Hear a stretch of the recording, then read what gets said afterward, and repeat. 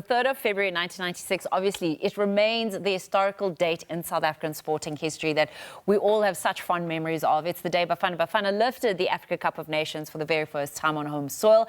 The substitute, Mark Williams, he scored twice in the second half. It was in the 73rd and 75th minute to help the team beat Tunisia 2-0 at the Soccer City Stadium, or FNB Stadium at that point in time. So to talk more about this moment and what it meant for Bafana Bafana, we're now joined by a legend, a defender, Mark Fish. Good morning, Mark. We chatted not too long ago about development in South African football, and now we're having this conversation. I know everyone is discussing the goals, the lifting of the trophy, what it meant to the country. But when you think about the 1996 Africa Cup of Nations, is there a memory that perhaps isn't as distinct for everyone else, but just pops out for you? Yeah, no, good morning, Stacey. I don't know if you are aware that there's a 96 class of 96 Rise of a Nation documentary that's going about. And the other night, no, I lied, not the other night, I lost, yesterday morning, I watched it. And that first episode, luckily I watched it alone because I was full of tears, full of emotions and it was, it was more than football, what was happening in our country and what that team did. So, it's unbelievable memories, Just a quick one. My daughter watched it, and when you tell your kids, "Oh, you met Mandela," now I've got 2 young kids, so you met Mandela, and it's like, I'm not sure, Dad, if you're telling the truth.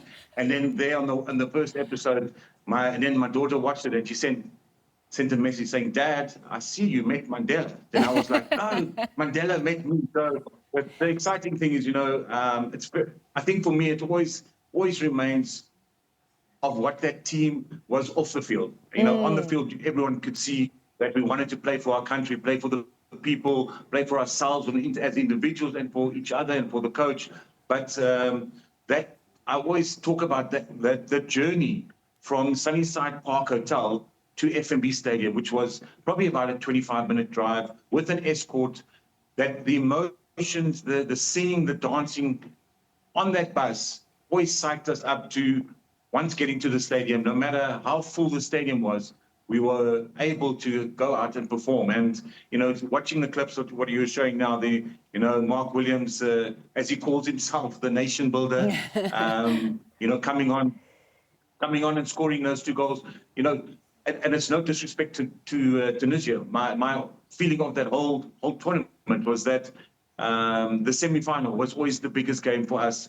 Whoever won that semi-final, which was South Africa against Ghana, would go on to win the trophy, and we did. We beat Ghana comfortably on the night because of the support of the fans, because of the country getting behind us, and the players outshone and outperformed the Ghanaian team on the night. The final was always our expectation of when will we score. Yes, obviously Tunisia had goal-scoring opportunities, but when will we score that first goal to settle the nerves, I think, for people in the stadium, for us on the field. And eventually it took, as you mentioned there, the 73rd minute, a substitute, Mark Williams coming on, and the through ball from Doctor there. I don't know, Stacey, if you look at that field, that's a missed kick from Williams, but it went in.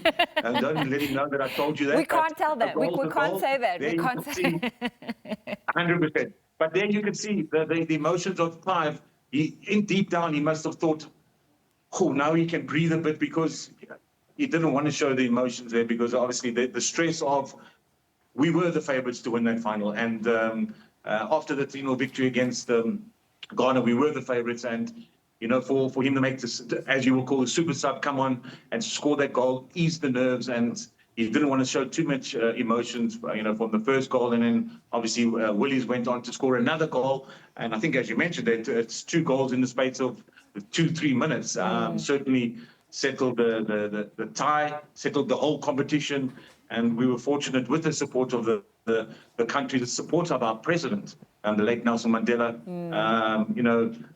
Certainly, the football, you can see the stands. I was fortunate, and we were fortunate to be in an era there where football played a major role in in shaping the country, the new country, the new South Africa. You mentioned in that documentary, I watched it, and as you said, it was very moving. I think there were two things that stood out from what you've said over the years, and particularly in that documentary.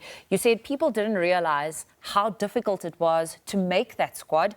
And then the other thing you said is that the AFCON win helped President Nelson Mandela at that point in time, unite the nation. Obviously, we had the 1995 Rugby World Cup, which was starting to create this momentum and showing how sport can unify people. But the squad, it was really a really special squad that was reflective of what we wanted the nation to be at that point in time. Did you were only 21, 22 years old at that point in time. When did it really hit you?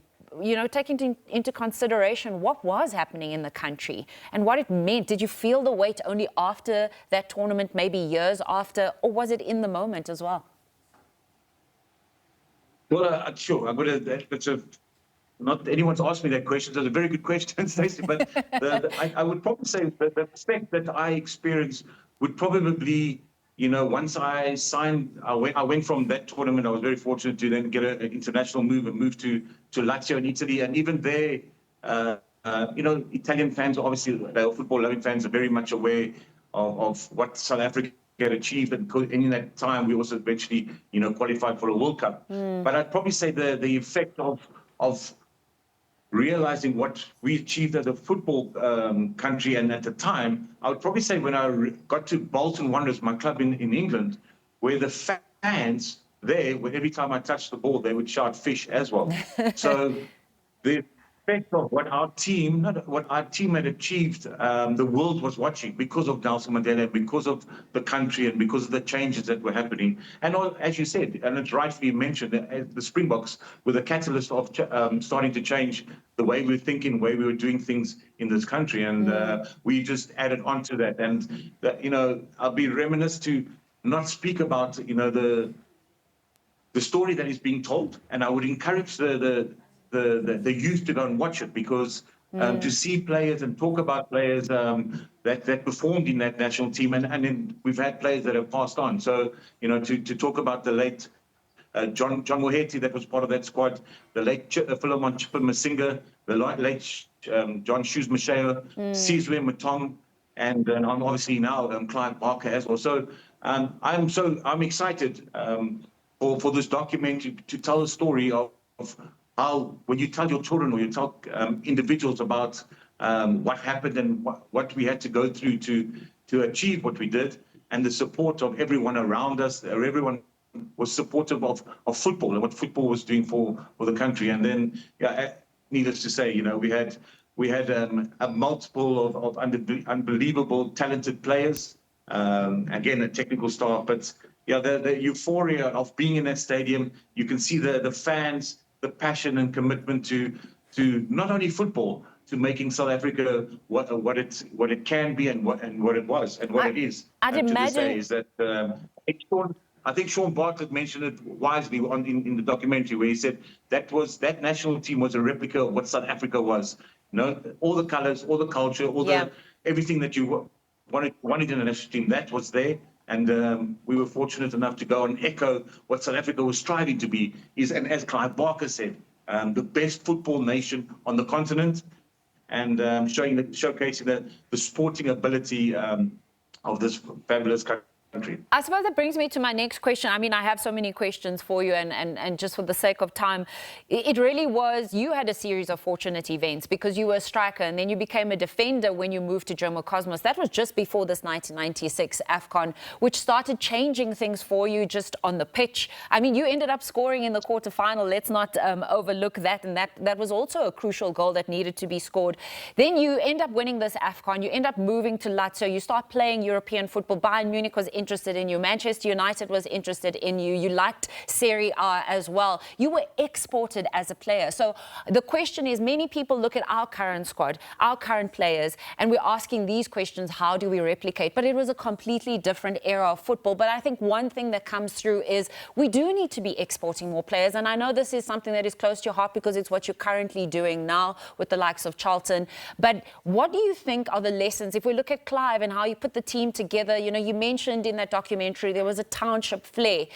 Again, taking into consideration the evolution of football, what do we need to perhaps look at the past and say, let's bring that back, understanding that we've still got to move into our future together?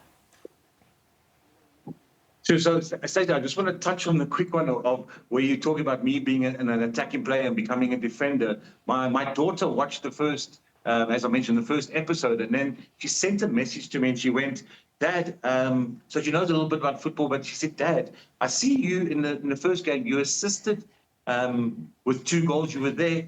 Dad, what position did you play? So that's the funniest thing, because when you try and tell kids about, oh, I was a defender, but if you watch all the clips, it looks like I'm a striker, trying to score goals. So that's what, and then I passed that message on to one of my friends, and he just said, you know, when you watch that national team, it looked at times, very chaotic, because you would have Caesar going forward, you have doctors, shoes, and obviously the strikers, and then you have Eric Tickler sitting back, and you have then Toby on the left and Lucas on the right. So at times it looked like it wasn't organized, but it was. It was so organized in a way that we knew how to move forward.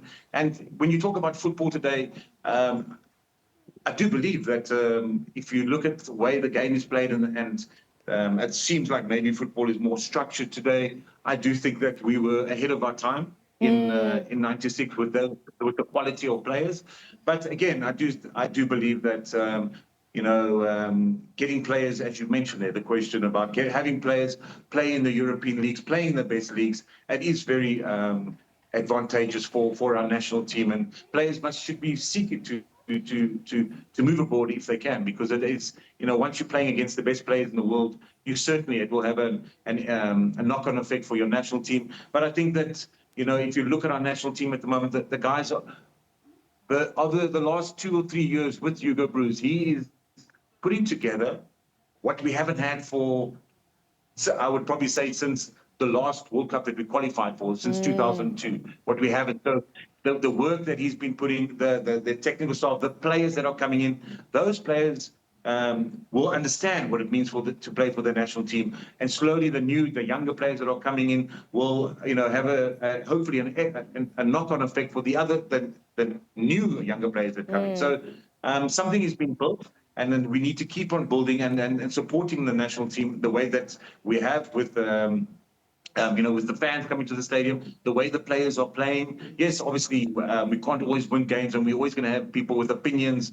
But at the end of the day, it's players pushing themselves and realize. I think we have got past that hurdle of players actually comparing, thinking playing for your club is the same as playing for your country. No, it's not. Yeah. Playing for your country is the end all of anything representing your country. So, Mark, I've got to bring you back so we can have this conversation about getting youngsters out there, getting them playing, in international trials and things like that, because I know that's something that you're involved in. Unfortunately, we've run out of time, but I do have to ask you, where do you keep your AFCON medal? How often do you look at it? Do you walk around with it at times like this when we're going to celebrate 30 years on the 3rd of February and show your kids and everyone at home, look who Dad was, look who I was? Still. Stacey, let's not tell anyone. Obviously, we're not telling anyone. Keep secret between me and you. But the thing is, I'm not a sentimental person. So people ask me, have I got my shirt? So I've given away to friends and to people that.